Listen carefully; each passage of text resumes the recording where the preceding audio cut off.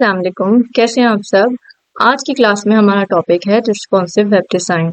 Responsive web designs क्या होते हैं कि जो हम वेबसाइट्स और एप्लीकेशंस बनाते हैं और यूज़र उसको जब किसी भी डिवाइस पर ओपन करते हैं तो हमें क्या चाहिए कि हम अपनी वेबसाइट का लेआउट ऐसे रखें, इस तरह से रिस्पॉन्सिव रखें कि वो जिस भी डिवाइस पर अपने हमारी ऐप को या हमारी वेबसाइट को ओपन कर रहे हैं, वहाँ पर वो उसी स्क्रीन साइज़ के हिसाब से अपना लेआउट जो है वो डाल दे। तो उसके लिए हमारे पास HTML और CSS में CSS मीडिया क्वेरीज होती हैं जिनको आज हम सीखेंगे कि किस तरह डिफरेंट वेबसाइट्स को डिफरेंट स्क्रीन साइज के हिसाब से लेआउट को एडजस्ट करने के लिए हम मीडिया क्वेरीज को यूज़ करते हैं, किस तरह हम उसको कॉल करते हैं, टारगेट करते हैं और उसमें कोड करते हैं। तो आज हमने एक मीडिया क्वेरी के लर्न करने के लिए एक प्रोजेक्ट का बनाया है और इस प्रोजेक्ट के थ्रू हम इस एक वेबसाइट का लैंडिंग पेज बनाएंगे। ये एक फर्नीचर वेबसाइट है जिसका हम लैंडिंग पेज है यहाँ पर और उसमें एक हेडर है और इस हेडर के बाद यहाँ पर एक बैनर है। ठीक है, बैनर के बाद हमारे पास यहाँ कुछ सेक्शंस हमने बनाए हैं। उस सेक्शन में हमारे पास एक हेडिंग है, कुछ इमेजेस हैं और इसमें प्रोडक्ट्स शो की जा रही हैं। उसके बाद एक फुटर है जिसके अंदर 3 सेक्शंस और हैं जो अबाउट, कॉन्टैक्ट और सोशल्स को डिस्प्ले कर रहे हैं। उसके बाद एक मिनी कॉपीराइट का फुटर और है। तो हम क्या करेंगे कि हम इस प्रोजेक्ट को बिल्ड करेंगे और साथ साथ सीखेंगे कि किस तरह हम एक वेबसाइट को रिस्पॉन्सिव बनाते हैं। तो मैं आपको ये दिखाती हूँ कि ये हमारे पास जो प्रोजेक्ट है ये इस तरह से ब्राउज़र में है। अगर मैं इसको इंस्पेक्ट करूँ तो क्या होगा कि ये हर स्क्रीन साइज़ को यहाँ से हम इसको नेविगेट करेंगे। टूल बार होगा, ठीक है, टूल बार से हमारे पास यहाँ पे रिस्पॉन्सिव डायमेंशंस आ जाएंगी और इन डायमेंशंस में दिखेंगे हम कि किस तरह से हमारा जो प्रोजेक्ट है वो रिस्पॉन्सिव लेआउट में बन रहा है डिफरेंट स्क्रीन साइजेस पे। तो यहाँ पर हमारे पास कुछ साइज है, 320 पिक्सल्स हैं, 375 पिक्सल है, 425, 768, 1024। तो ये सारे क्या होते हैं, ये सारे ब्रेक पॉइंट्स होते हैं क्योंकि अल्टीमेटली हमारा जो कोड है वो पिक्सल्स में चेंज हो रहा होता है। So we have to mention pixels here और इस तरह से हम इन्हीं स्क्रीन साइजेस को टारगेट करते हुए अपने प्रोजेक्ट को जो है वो रिस्पॉन्सिव करते हैं। यहाँ आप लोग देख रहे होंगे कि सबसे पहले एक हेडर है और एक बैनर है। तो बैनर क्या है कि जिस भी स्क्रीन साइज पे मैं मूव कर रही हूँ और हेडर, ये दोनों क्या कर रहे हैं, अपने आप को उसी स्क्रीन साइज के हिसाब से एडजस्ट करते जा रहे हैं। यहाँ 1440 है, फिर 1024, जिस भी स्क्रीन साइज से मैं मूव कर रही हूँ ये अपने आप को एडजस्ट करते जा रहे हैं। ठीक है, तो हम क्या करेंगे, सबसे पहले चलते हैं अपने प्रोजेक्ट के अंदर और यहाँ हम क्रिएट करेंगे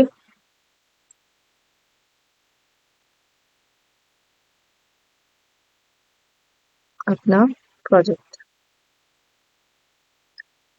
तो इसके अंदर मैं यहाँ पर हेडर का एक टैग लूंगी बॉडी के अंदर और उस हेडर के अंदर मुझे कुछ आइकन्स को पेस्ट करना है। तो हम यहाँ पर खोल लेते हैं फॉन्ट ऑसम की वेबसाइट को।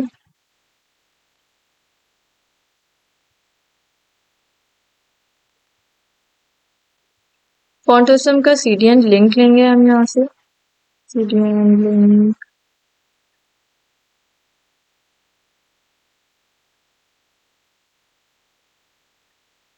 सबसे पहले यहाँ जो लिंक आ रहा है इसको कॉपी करके हम क्या करेंगे, अपने हेड के टैग के अंदर पेस्ट कर लेंगे और उसके अलावा यहाँ जो हमारी style.css की फाइल है उसको हम लिंक कर लेते हैं। Now we will take a pic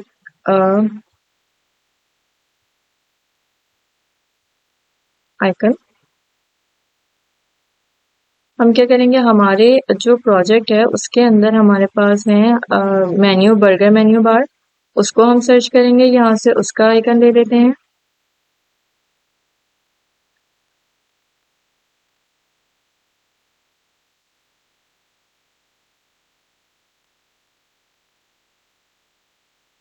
इस आइकन के ऊपर हम क्लिक करेंगे और इस टैग के ऊपर क्लिक करेंगे तो यहाँ से ये कॉपी हो जाएगा और ये यहाँ हो जाएगा पेस्ट।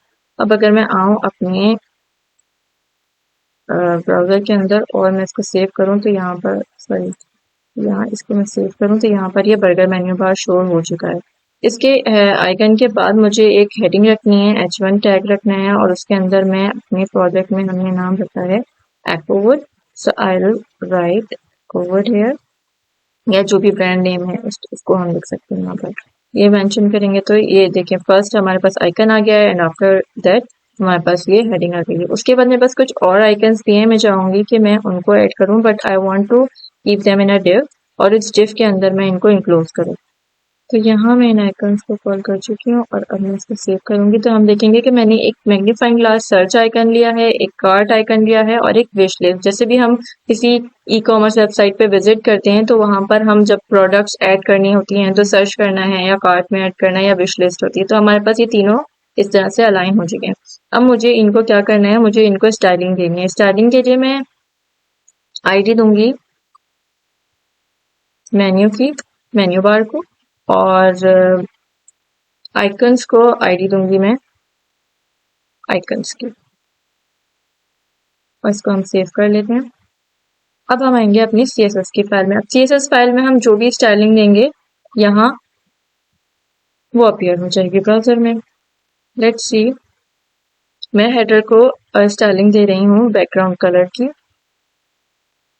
और बैकग्राउंड कलर जो हमारे पास अवेलेबल है हमारे प्रोजेक्ट के अंदर वो है this colour, this grey shade. अच्छा, अब कैसा लग रहा है कि ये जो मेन्यू बार है ये ऊपर है और हेडिंग आ रही है after version icons. I want कि ये सब एक ही लाइन में आए, तो मैं क्या कहूंगी, इसको डिस्प्ले की प्रॉपर्टी दूंगी। सॉरी, मैं डिस्प्ले प्रॉपर्टी दूंगी इसको, और फ्लेक्स कर देंगे हम इसको। ठीक है, फ्लेक्स से क्या हुआ कि ये सब जो है एक लाइन में आ गए, लेकिन अभी भी हेडिंग नीचे है और कुछ अलाइनमेंट सही नहीं है, ये बिल्कुल भी अच्छा नहीं लग रहा। तो हम क्या करेंगे इसको सबसे, और पूरी स्क्रीन पे भी ये लेफ्ट साइड पर जस्ट इस स्पेस में है, तो मैं चाहूँ कि ये पूरी डिव जो इसने क्रिएट किया है 100% स्पीड, वो इसकी जो वो है विड्थ है उसमें ये वो एडजस्ट कर ले खुद को। तो मैं क्या करूंगी, जस्टिफाई कंटेंट की प्रॉपर्टी देके उसको सेंटर करूंगी, सॉरी सेंटर नहीं, स्पेस बिटवीन,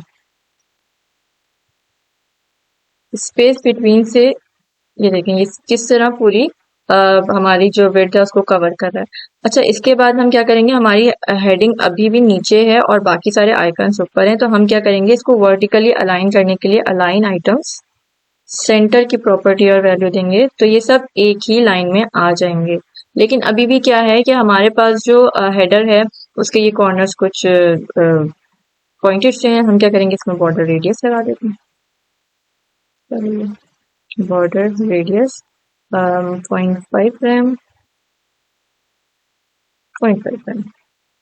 अच्छा, अब क्या है, हम क्या करेंगे, हमारे ये जो आइकन्स हैं ये बहुत ज्यादा वॉल से जो है ना ये स्टिक हुए हैं, हमें चाहिए कि थोड़ी सी हम इसको मार्जिन दें। तो हमने क्या किया था, अपने HTML में हमने मेन्यू के आइकन को एक आईडी दी थी मेन्यू की, और इस डिव को आईडी दी थी आइकन्स की। तो हम क्या करेंगे, यहाँ कॉल करेंगे मेन्यू को, और इसको हम मार्जिन दे देंगे 1 रैम,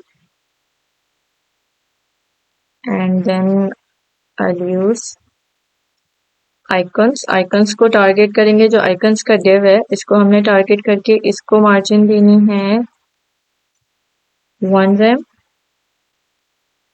और 1 रैम के बाद हम इसको थोड़ी सी मार्जिन ऐड हो चुकी हुई है यहाँ पर। ठीक है, हम इसमें ना गैप भी दे देते हैं, थोड़ा सा गैप, क्योंकि बहुत ज्यादा जुड़े हुए हैं एक दूसरे के साथ। अगर हम 1 रैम देते हैं तो थोड़ा सा गैप आ चुका है इसमें। अच्छा, हम क्या करते हैं कि अब हमने अपने जो हमारा हेडर है उसकी स्टाइलिंग कर दी है। अब हम इसको रिस्पॉन्सिव कैसे बनाएं, हम इसको मीडिया क्वेरी लगाएं और इसको रिस्पॉन्सिव करें। अच्छा, अभी तो ये है कि मैंने क्या किया कि मैंने उन्हीं यूनिट्स का यूज करना है रिस्पॉन्सिव करने के लिए जो मुझे हेल्प करें, हर एक स्क्रीन साइज के हिसाब से खुद को एडजस्ट कर लेंगे। उन यूनिट्स का हेल्प, मुझे हर जगह एब्सोल्यूट वैल्यू ना प्रोवाइड करनी पड़े। तो मैंने क्या किया, रैम का, REM का जो है वो, या M का यूज करना होगा, या व्यू पोर्ट विड्थ और हाइट का। फॉर नाउ अगर हम इसको फुल स्क्रीन पे देखें तो ये इंस्पेक्ट करेंगे हम यहाँ से जाके, और इंस्पेक्ट में हम क्या आ गए हैं 320 पिक्सल्स पर। तो इसने क्या किया, अपने आप को इसके हिसाब से एडजस्ट कर लिया, हर स्क्रीन साइज के हिसाब से एडजस्ट कर रहा है। और सिर्फ किस वजह से, क्योंकि हमने करेक्ट यूनिट्स का यूज किया है। हमारे पास क्या यूनिट्स हैं, हमारे पास यूनिट्स रिलेटिव हैं रूट के, कि किस तरह से वो अपने आप को एडजस्ट करे। अच्छा, यहाँ ये वाली स्क्रीन साइज है 250 पिक्सल्स का ब्रेक पॉइंट है, और ये यहाँ पर है 440। अब क्या करेंगे हम, अब क्या करेंगे हम, क्या हम इसको एक्सपेक्ट हम करेंगे और हम इसको वापस से कोड करने के लिए आएंगे। हम क्या करेंगे, थोड़ी सी स्टाइलिंग और ऐड करेंगे, और इसमें हमने एक ये बॉक्स शेडो ऐड किया है जो कि बड़ा प्यारा सा लग रहा है ये वेबसाइट के ऊपर, और हमने एक कलर ऐड किया है जो हमारे टेक्स्ट को और हमारे आइकन्स को, ओवरऑल हेडर का जो भी टेक्स्ट है उसके कलर को जो है वो थोड़ा ग्रेइश सा कर दिया। ब्लैक नहीं, it's not pure black, but the size of icons और size of heading are different.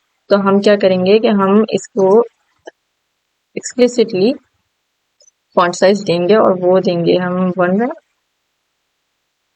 1.5 करके देखते हैं, थोड़ा बढ़ाते हैं। Yes, now it looks good. अच्छा, यही सेम साइज में अपने आइकन्स को भी दे देती हूँ, और हम हेडिंग को भी अपना H1 को भी टारगेट करके और इसके अंदर सेम साइज दे देते हैं। तो इन सब का साइज अब जो है हमारा सेम हो चुका है, आइकन्स का भी और उसका भी। हम क्या करते हैं, आइकन्स को थोड़ा सा छोटा कर लेते हैं ताकि वो हेडिंग के साथ थोड़ा अच्छा लगे। ठीक है, इस तरह से हमारा जो ये हेडर है ना, ये बन चुका है, और हेडर क्या हो चुका है, हमारा रिस्पॉन्सिव हो चुका है। दोबारा से हम चेक कर लेते हैं हर स्क्रीन साइज के हिसाब से, is it responsive at all break points. ठीक है, अभी फिलहाल हमें यहाँ कोई मीडिया क्वेरी लगाने की जरूरत नहीं पड़ी। हम क्या करेंगे, लेकिन मैं आपको सिखाऊं कि किस तरह से हम मीडिया क्वेरी लगाते हैं। तो हम क्या करते हैं, यहाँ इस CSS की फाइल में अपनी मीडिया एट स्क्रीन लिखते हैं, एंड मीडिया लिखते हैं, कौन से मीडिया को हम टारगेट कर रहे हैं, प्रिंट को कर रहे हैं, स्क्रीन को कर रहे हैं, और उसके बाद हम एंड करके हम एक राउंड ब्रैकेट्स के अंदर मेंशन कर देते हैं कि हम कौन सी स्क्रीन को टारगेट करते हैं। जैसे कि मेरे पास, मैं अभी मैक्स विड्थ दे रही हूँ उसको, मैक्स विड्थ दूं मैं इसको 320 पिक्सल्स, और उसके अंदर अब इस ब्लॉक ऑफ कोड के अंदर मैं जो भी चीज लिखूंगी वो क्या होती है, मैक्स विड्थ मतलब 320 पिक्सल से नीचे नीचे जो है वो ये कोड शो करेगी। लाइक अगर मैं हेडर को क्या करूं कि बैकग्राउंड कलर, तो बैकग्राउंड कलर क्या हो हेडर का बैकग्राउंड कलर हो जाए ग्रेइश, थोड़ा सा डार्क कर लेते हैं, थोड़ा पिंकिश कर लेते हैं इसको, और इसको सेव करते हैं। अब हम अगर यहाँ देखें 320 पिक्सल्स पे मैं आऊँ तो ये देखें ये शेड चेंज हो चुका है। अगर मैं इसको थोड़ा सा भी साइज इसका बढ़ाती हूँ 320 पिक्सल्स से, हम इस मैक्स विड्थ से बाहर आते हैं तो ये क्या होगा, ये चेंज हो जाएगा। ये देखिए फॉरन ग्रे हो गया। वापस आऊँ 320 से कम हुआ, 314 हुआ, 15 हुआ, सही है। यहाँ देखे हैं आपने कि ये क्या हो रहा है, चेंज हो रहा है। जैसे ही हम इससे बाहर जाएंगे ये जो है 320 से बाहर जाएंगे, कलर चेंज हो गया। मैक्स विड्थ मतलब कि अगर 320 पिक्सल्स के अंदर अंदर आप ये कलर चेंजेस हो जाएंगे। या अगर मैं चाहूँ कि जो हेडिंग है, हेडिंग का कलर हो जाए मेरे पास H1 का, सॉरी H1 का जो कलर है वो हो जाए कुछ रेड, तो यहाँ देखेंगे इसमें रेड हो चुका है। उसके ऊपर 320 पिक्सल से आगे जाएंगे हम तो ये वापस ग्रे और ब्लैक हो जाएगा, और 320 पिक्सल के अंदर आ जाएंगे तो I have just right this colour, red colour मैंने इसलिए दिया है कि ताकि ये हाईलाइट हो जाए और आप लोग इसको देख सकें। अच्छा, हमने क्या किया यहाँ पर, यूनिट्स का इस्तेमाल वाइजली किया, रैम को यूज किया, व्यू पोर्ट को यूज किया, तो क्या हुआ हमारे पास कि हमारे पास हमें मीडिया क्वेरी हेडर के लिए एटलीस्ट लिखने के लिए जरूरत ही नहीं है। हम चाहें तो अपने कोड को इस तरह से क्लीन और इस तरह से डिजाइन करेंगे कि हमारा जो हमें मीडिया क्वेरीज अप्लाई करने की जरूरत ही ना हो। लेकिन अगर समटाइम्स फॉर सम इंस्टेंसेस हमें देनी पड़े तो हम इस तरह से मीडिया स्क्रीन्स अप्लाई करते हैं। एक स्क्रीन तो मैंने ये मेंशन की 320 पिक्सल, इससे ऊपर अगर हम जाएं तो हमारे पास नेक्स्ट ब्रेक पॉइंट है 375 पिक्सल्स का और 425 पिक्सल्स का। तो हम यहाँ पर डिफरेंट साइजेस को इसी तरह से कॉल कर सकते हैं कि एक हमने ब्लॉक बनाया अपने 320 पिक्सल्स के लिए, एक हम ब्लॉक बनाएंगे नेक्स्ट पेज हम लिखेंगे इसके अंदर 375 pixels, and in this block of code we'll write styling for that particular screen size. उसके अलावा हम यहाँ पर ऐड कर लेते हैं अपने सारे screen sizes 425 pixels and then 768 pixels and then 14 768 1024 1024 px and next will be 1440 px. So these will be the breakpoints you are going to use in our tutorial for making the website. अच्छा, हमारे पास क्या है अभी कि हमारे पास है एक project जो कि हमारी इस हेडर बन चुका है और हेडर हमारा कंप्लीटली स्टाइल हो चुका है और रिस्पॉन्सिव हो चुका है। तो अब हम क्या करेंगे, यहाँ तक रुकेंगे और नेक्स्ट वीडियो में एक जो हमारा हमने वेबसाइट का बैनर सोचा है, नेक्स्ट वीडियो में हम क्या करेंगे, हम ये बैनर बनाएंगे जो हमारी वेबसाइट में हेडर के बाद बैनर है और इसके ऊपर ये जो टेक्स्ट हमने ऐड किया हुआ है, हम इसको वीडियो को बनाएंगे और देखेंगे कि इसको हम डिफरेंट स्क्रीन साइज पे कैसे रिस्पॉन्सिव बना सकते हैं। So thank you for everyone और हम नेक्स्ट क्लास में मिलते हैं इंशाल्लाह नेक्स्ट वीडियो में और हम बनाएंगे banner. Allah Hafiz. I hope आप लोगों को बहुत अच्छा समझ आया होगा। अल्लाह हाफिज।